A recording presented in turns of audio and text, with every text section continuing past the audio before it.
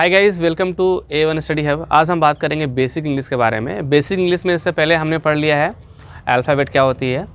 Alphabet में letters, words, sentence etcetera इस सब मैं पढ़ चुका हूँ। आप इससे पहले वो वीडियो जाकर देख सकते हैं। अभी बात करेंगे बेसिक इंग्लिश में सब्जेक्ट क्या होती है, वर्ब क्या होगी, हेल्पिंग वर्ब क्या होगी, कॉम्प्लीमेंट क्या होगी, ये सब क्या होते हैं। सब्जेक्ट क्या होता है, वर्ब क्या होता है, हेल्पिंग वर्ब क्या होता है, कॉम्प्लीमेंट क्या होता है। सब्जेक्ट जो होता है वो किसी भी सेंटेंस में जिसका मेन रोल हो, जिसका मेन भूमिका है, उसे हम लोग बोलते हैं सब्जेक्ट। सब्जेक्ट कुछ भी हो सकता है, कोई नाउन भी सब्जेक्ट हो सकता है, कोई वर्ब भी सब्जेक्ट हो सकता है, कुछ भी सब्जेक्ट हो सकता है। और डिपेंड करता है सेंटेंस में कि सेंटेंस में सब्जेक्ट का काम कौन कर रहा है। जैसे मान के चलो यहाँ पे अभी यहाँ अगर बोलो राम, तो राम एक सब्जेक्ट भी हो सकता है। ये चौक भी सब्जेक्ट हो सकता है। कैसे होगा सब्जेक्ट, देखो मान के चलो यहाँ मैं बोलूँ कि चौक इज़ वाइट। चौक जो वो सफ़ेद है, यानी चौक के बारे में जिक्र किया जा रहा है, यानी चौक यहाँ पे क्या है, सब्जेक्ट है। सब्जेक्ट जो होता है वो सेंटेंस में जिसका मेन रोल हो, जिसके बारे में चर्चा किया जाए, या फिर किसी भी काम को जो अंजाम देता है उसे हम लोग बोलते हैं सब्जेक्ट बोलते हैं। ठीक है। दूसरा है वर्ब।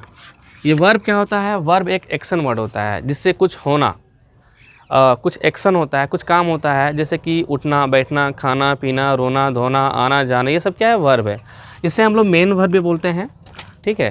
और वर्ब में क्या होता है, जिसमें इसे वर्ब हम स्पेशली पढ़ेंगे, उसमें वर्ब का 5 फॉर्म्स होता है। वर्ब का पहला रूप होता है, दूसरा रूप होता है, तीसरा रूप होता है, चौथा रूप होता है और पांचवा रूप होता है।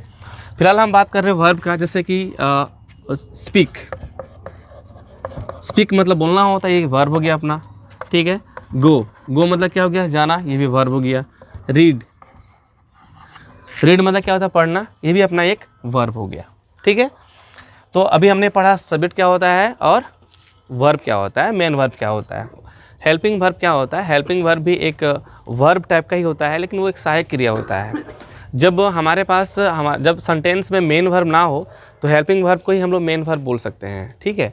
हेल्पिंग वर्ब क्या होता है, जैसे कि is, am, are, was, were, shall, will, has, had, have, do, does etcetera, ये सब क्या हो गया, हेल्पिंग वर्ब। मॉडल्स जो होते हैं वो भी हेल्पिंग वर्ब के अंदर आते हैं। Should, must, ought to, need, ये सब क्या हो गया, हेल्पिंग वर्ब हो गया। ये सब क्या है, हेल्पिंग वर्ब है। ठीक है। अब अगर बात की जाए कॉम्प्लीमेंट के बारे में, तो कॉम्प्लीमेंट क्या होती है, कॉम्प्लीमेंट होती है जस्ट लाइक अ नाउन और एडजेक्टिव। जैसे नाउन के बारे में अगर मैं बात करूँ कि कॉम्प्लीमेंट क्या होता है, जस्ट लाइक होता है नाउन और एडजेक्टिव होता है। जैसे कि नाउन में क्या होता है, बॉल हो गया, चौक हो गया, टीचर हो गया, एट्सेट्रा हो गया। या फिर कॉम्प्लीमेंट में आप एडजेक्टिव बोलोगे तो क्या हो जाएगा वहाँ पे, beautiful, honest, dishonest, wise, kind etcetera, ये सब क्या हो गया, एडजेक्टिव हो गया। यानी कुल मिलाकर आप बोल सकते हो कि कॉम्प्लीमेंट जो होता है वो नाउन और एडजेक्टिव होता है। ठीक है। यानी अगर आपको पूछे कि बॉल क्या है तो बॉल कॉम्प्लीमेंट हो गया, ब्यूटीफुल वो भी कॉम्प्लीमेंट है, चौक क्या हो गया तो ये भी कॉम्प्लीमेंट है। कुल मिलाकर आपको पता चल चुका कि कॉम्प्लीमेंट क्या होता है। क्योंकि अभी हम इस कॉम्प्लीमेंट की चर्चा इसलिए कर रहे हैं ताकि हम आगे वीडियो में इसके बारे में पढ़ेंगे डिटेल्स में। ठीक है। अब हम बात करेंगे बेसिक इंग्लिश में इज़, एम, आर के बारे में। इज़, एम, आर कभी भी पढ़ेंगे तो लास्ट में हम क्या पाएंगे, हूँ, है या हो पाएंगे। ठीक है। अब देखिए इज़, एम, आर कैसे बनाएंगे। इज़, एम, आर हम 4 फॉर्म में बनाएंगे। पहला होगा अपना सेंटेंस। अब देखिए इज़, एम, आर बनाने के लिए हमें सेंटेंस पढ़ना पड़ेगा। सेंटेंस जो ट्रांसलेशन मेथड के हिसाब से होता है वो 4 कैटेगरी में बांटी गई है। गाइज अब हमें बेसिक इंग्लिश में इज़, एम, आर के बारे में पढ़ने के लिए सबसे पहले हमें पढ़ना पड़ेगा affirmative sentence, negative sentence, interrogative sentence और WH वर्ड। अफर्मेटिव के लास्ट में फुल स्टॉप होता है, नेगेटिव के लास्ट में फुल स्टॉप होता है, और इंट्रोगेटिव के लास्ट में क्या होता है, क्वेश्चन मार्क्स होते हैं, और WH वर्ड क्वेश्चन के लास्ट में क्या होता है, क्वेश्चन मार्क्स होते हैं। ये सब हम चर्चा करेंगे, स्टेप बाय स्टेप पढ़ेंगे और हम चर्चा करेंगे। ठीक है। गाइज अब हम इज़, एम, आर में पढ़ेंगे पहला अफर्मेटिव सेंटेंस। ठीक है। जैसा कि मैं बता चुका हूँ सेंटेंस, इसमें हम ट्रांसलेशन मेथड में हम 4 कैटेगरी में पढ़ेंगे। पहला होता है अफर्मेटिव सेंटेंस, दूसरा नेगेटिव, तीसरा इंट्रोगेटिव और चौथा अपना WH वर्ड क्वेश्चन होता है। तो अफर्मेटिव क्या होता है पहले जानिए। अफर्मेटिव क्या होता है, जो नॉर्मल हो, जिसमें ना ही इंट्रोगेटिव का प्रयोग किया गया हो या फिर ना नेगेटिव का प्रयोग किया गया हो, सिर्फ सिंपल वे में हो। जैसे कि मैं खुश हूँ, वह अमीर है, वह गरीब है, मैं जा रहा हूँ, जिसमें स्टेटमेंट पॉजिटिवली होता है, कि जिसमें लोग या पीपल एक्सेप्ट करते हैं कि हाँ कुछ भी ये हो रहा है। जैसे मैं बोलूँ कि मैं एक लड़का हूँ, तो मैं एक्सेप्ट कर रहा हूँ कि मैं एक लड़का हूँ। मैं बीमार हूँ तो मैं एक्सेप्ट कर रहा हूँ कि मैं बीमार हूँ। वह गरीब है तो मैं एक्सेप्ट कर रहा हूँ कि वह गरीब है, तो जो अफर्मेटिव सेंटेंस होता है वो पॉजिटिव होता है, ठीक है। अब देखिए सबसे पहले क्या होता है, बनाने का रूल होता है, सबसे पहले होता है सब्जेक्ट, उसके बाद इज एम आर, ये तीनों ऑब्लिक है, तीनों में से कोई एक होगा, फिर क्या होगा कॉम्प्लीमेंट। कॉम्प्लीमेंट क्या होता है बता चुका हूँ, जैसे अमीर, गरीब, चालाक, ईमानदार, या फिर सुंदर, beautiful, tall, sad, dishonest, honest, ये सब क्या हो गया कॉम्प्लीमेंट हो गया। कुल मिलाकर आप बोल सकते हो कि सब्जेक्ट के बाद जो हेल्पिंग वर्ब है उसके बाद कोई भी मेन वर्ब नहीं आनी चाहिए, बाकी जो आया वो हो गया कॉम्प्लीमेंट। कुल मिलाकर ऐसा बोल सकते हो आप, ठीक है। अब सवाल है कि इज कहाँ लगता है, एम कहाँ लगता है और आर कहाँ लगता है। ही के पास इज, शी के पास इज, इट के पास इज, एक नाम के पास इज, या कोई सिंगुलर के पास भी लगता है इज, कोई सिंगुलर के पास भी इज का प्रयोग होता है, ठीक है। अब हम बात करेंगे आर का प्रयोग कहाँ होता है। अब देखिए आई के पास एम का प्रयोग होता है, ही के पास इज का प्रयोग, शी के पास इज का प्रयोग, इट के पास इज, एक नाम को एक नाम में इज का प्रयोग, एक नाम में कोई भी हो सकता है, सीता या गीता या राम या श्याम, करीम, कुछ भी एक नाम हो सकता है, उसमें इज लगेगा, सिंगुलर में भी इज लगेगा। फिर क्या है, वी के पास आर का प्रयोग, दे के पास आर का प्रयोग, यू के पास आर का प्रयोग, और कोई भी प्लुरल के पास आर का प्रयोग। प्लुरल का मतलब क्या होता है, एक से ज़्यादा चीज़ें, मोर देन वन बोल सकते हैं, जैसे कि सीता और गीता, राम और श्याम, कोई भी एक से ज़्यादा के लिए हम उसे बोलते हैं प्लुरल, जिसमें हम आर का प्रयोग करेंगे, ठीक है।